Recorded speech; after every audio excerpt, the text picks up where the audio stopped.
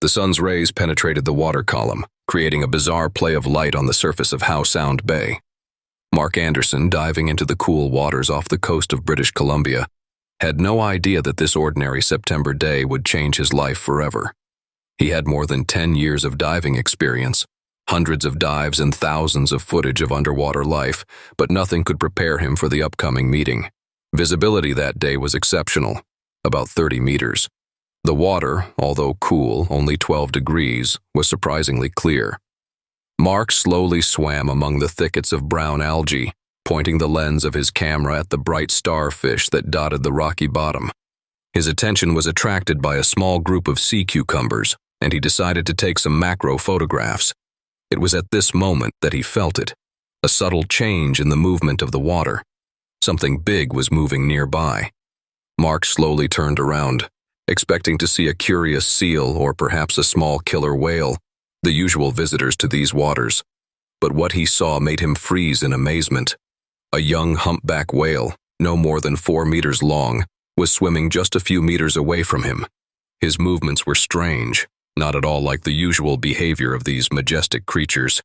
The baby whale moved jerkily, constantly looking back at the diver, as if checking if he was watching him.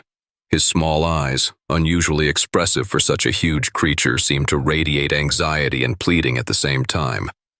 Mark held his breath and turned on the camera. Such a close interaction with a wild whale was something incredible, but the animal didn't seem interested in filming at all. It swam closer, almost touching Mark with its massive fin, then abruptly went to the side, described a wide arc, and returned again. This happened several times, and each time it became more and more obvious that the baby whale was trying to communicate something to the person. After the 5th or 6th such maneuver, the baby abruptly changed its trajectory and swam in a certain direction. After swimming about 20 meters, he stopped and turned around, as if checking if the diver was following him. Mark hesitated. Following a wild animal into open waters could be dangerous, but something about the whale's behavior, the persistence, almost desperation in its movements, made the man make a decision. After checking the readings of the pressure gauge and compass, Mark swam after his unusual guide. They were moving northeast, gradually moving further away from the coast. As the depth increased, the sunlight became dimmer and dimmer. Every 30 to 40 meters, the baby whale stopped, as if giving the diver time to catch up with himself and make sure that he was still following him. After crossing more than 500 meters, they reached a small underwater valley. Here, at a shallow depth, Mark saw something that made his blood run cold. A huge adult humpback whale, at least 14 meters long, hung almost motionless in the water column. His body was covered with what appeared to be a strange gray mass from afar. As Mark approached, he realized that these were barnacle sea acorns, but not the usual small colonies of these crustaceans, which are often seen on whales, but a solid, thick layer, sometimes reaching several centimeters in thickness. They covered almost the entire body of the whale, leaving only small areas around the eyes and blowhole free. The baby whale swam up to a large whale, presumably his mother, and began to gently push her, as if trying to make her move. But the animal only moved its tail fin slightly. Even through the water, Mark could see her sides moving heavily and unevenly as she breathed.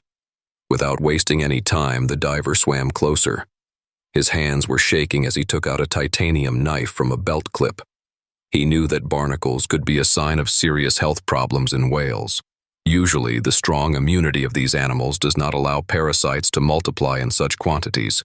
Something has seriously undermined the health of this majestic creature. Cautiously approaching the whale's body, Mark began to remove the largest clusters of barnacles. The work was painstaking and difficult. It was necessary to act carefully enough so as not to injure the animal's skin, but at the same time make considerable efforts to separate the firmly attached parasites. The baby whale did not swim far away, constantly circling nearby and from time to time making low sounds that echoed underwater. His mother hardly moved, only occasionally slowly blinking her huge eye when Mark appeared in her field of vision. After half an hour of hard work, the diver was able to clear an area about the size of a dining table, but it was a drop in the ocean, Barnacles covered almost the entire huge body of the whale. It became obvious that it was impossible to cope with this task alone. In addition, the pressure gauge readings indicated that the air in the cylinder was coming to an end. Mark quickly rose to the surface, trying to remember his exact location. Once in the boat, he immediately took out a radio station and contacted the Coastal Marine Mammal Rescue Service. His voice trembled with excitement as he described the situation to the dispatcher. "This is Mark Anderson, a certified diver located about a mile northeast of the entrance to Howe Sound Bay. I found an adult humpback whale in critical condition. The body is almost completely covered with barnacles. The animal is practically immobilized. There is a cub nearby. Fortunately, there was an experienced specialist on the other end of the line. He asked some clarifying questions about the condition of the whale, its approximate size, and the depth at which it is located. He then informed them that the rescue team would be on site in an hour at the most. That hour seemed like an eternity to Mark. He periodically dived with a mask to make sure that the whales were still in place. The baby whale seemed to realize that help was on the way. He stopped rushing and now just stayed close to his mother, sometimes gently touching her with his fin. A specialized marine mammal rescue vessel appeared on the horizon exactly 53 minutes later. There was a 6-person team on board, 2 veterinarians specializing in marine mammals, 3 rescue operations specialists, and an expert on cetacean behavior. After assessing the situation, the team immediately got to work. 2 divers went underwater with special equipment to remove barnacles. Their tools were much more effective than Mark's knives. They used special hydraulic scrapers to remove parasites without injuring the animal's skin. The work progressed slowly but methodically. Every hour, the divers changed so as not to deplete the air reserves in the cylinders. Mark, having received permission from the head of the operation, joined the team and helped in any way he could.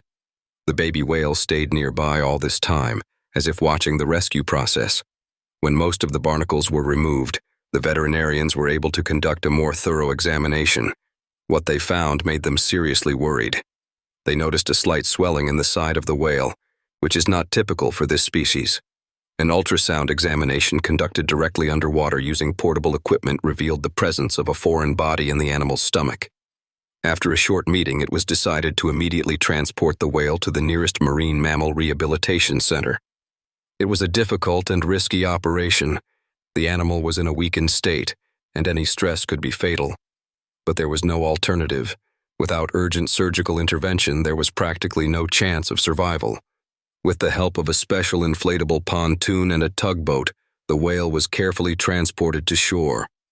The baby whale followed the ship all the time, not lagging a meter behind. At the rehabilitation center, a team of veterinarians immediately began surgery. What they extracted from the whale's stomach shocked everyone. It was a large piece of industrial fishing net, thickly soaked in toxic chemicals. Laboratory analysis showed that the net was treated with a particularly dangerous mixture of anti-fouling agents, including tributylene, one of the most toxic pollutants in the marine environment. "It's a real chemical time bomb," explained Dr. Chen, the center's chief veterinarian, as he showed Mark the test results. When the whale swallowed this piece of net, the chemicals began to gradually dissolve in its gastric juice. The toxins entered the bloodstream and accumulated in the fatty tissue, slowly poisoning all body systems. The monitors showed how the poison affected the whale's internal organs. The liver had increased by almost 1.5 times, and its tissues were inflamed. The kidneys could hardly cope with the elimination of toxins. The immune system has practically stopped functioning, paving the way for a massive barnacle infestation. 3 or 4 more days at most, and the damage would have become irreversible. Dr. Chen shook his head, studying the blood test data. The concentration of toxins has already reached a critical level. That was why she couldn't move properly. Her muscular system was partially paralyzed by the poison. If it weren't for the amazing intelligence of the cub and your timely help, we would have surely lost them both. Mark carefully examined the extracted piece of net under a microscope.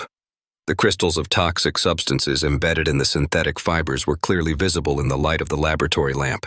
Such anti-fouling coatings were banned back in the early 2000s, precisely because of their extreme toxicity, explained one of the laboratory technicians. but some unscrupulous manufacturers continue to use them, especially in countries with less stringent environmental controls. The whale and the baby whale spent the next 3 weeks in a special rehabilitation pool. Mark came almost every day, helping to take care of the animals and documenting their recovery process on camera. Gradually, the adult whale's condition improved. The wounds were healing. Blood tests showed a decrease in the concentration of toxins, and appetite appeared. The baby whale was with his mother all the time. The staff of the center were amazed by his dedication and quick wit. If it wasn't for his persistence in seeking help, we would never have known that his mother was in trouble, they said. In mid-October, when all the indicators returned to normal, it was decided to release the whales back into the ocean. The day turned out to be surprisingly clear and warm. Dozens of people gathered on the shore to watch this touching event. Mark was on one of the accompanying boats, continuing to film. When the gates of the rehabilitation pool opened, the whales did not immediately move to the exit. For a few minutes they just swam at the entrance, as if getting used to the idea of freedom. Then, as if making a decision, the mother and cub simultaneously dived and swam towards the open ocean. Suddenly, after sailing a little, they stopped. Turning around, both whales took turns jumping out of the water, demonstrating an exciting leap, when the whale almost completely jumps out of the water and falls back to the surface with a loud splash. For all those present, it looked like a farewell salute and gratitude for the rescue. After that, the whales slowly sailed north, where they had a long journey to wintering grounds off the coast of Hawaii. In the following months, the story of the whale's rescue made the rounds of many scientific publications and environmental journals. Of particular interest was the unusual behavior of the baby whale, which went in search of help on its own. Experts on cetacean behavior have noted that such cases are extremely rare and indicate the high intelligence of these animals. Mark continued to follow the fate of the whales he had rescued. Thanks to special tags installed before the release, scientists could track their movements. The signals indicated that the pair had safely reached the warm Hawaiian waters, where they joined a large group of humpback whales. The following summer, something amazing happened. Mark, who now regularly dived in the same area, hoping to meet his friends again, noticed the characteristic fountains on the surface of the water. As he approached by boat, he recognized them, a mother and a cub who had returned to their summer hunting grounds. The whales looked healthy and full of energy. There were practically no traces of the disease left on the mother's body. Only a small scar on her side reminded of the operation. They spent almost an hour next to Mark's boat, allowing themselves to be photographed and occasionally looking out of the water, as if posing for the camera. The baby whale, which has grown noticeably over the past year, even dared to swim very close to the side, carefully touching the boat with its fin. This story became not only an example of successful rescue of marine animals, but also a reminder of how closely the destinies of people and ocean inhabitants are intertwined. Thanks to the caring of one person and the professionalism of the rescue team, 2 beautiful creatures got a second chance at life. And for Mark, this incident was a turning point in his career. He left his previous job and devoted himself entirely to the protection of marine mammals, taking a job at the very rescue center that helped save the whales. Now he regularly participates in rescue operations, helping other marine life in trouble. The photographs and videos he took during the whale rescue have become part of an educational program to protect the marine environment. They help to draw people's attention to the problem of ocean pollution and show the devastating impact human garbage can have on marine life. Every year, when humpback whales return to the waters of British Columbia, Mark goes out to sea with special excitement, and although he understands that the chances of meeting his whales again are slim, he never loses hope. After all, this amazing story taught him that miracles happen, especially when they involve such amazing creatures as humpback whales.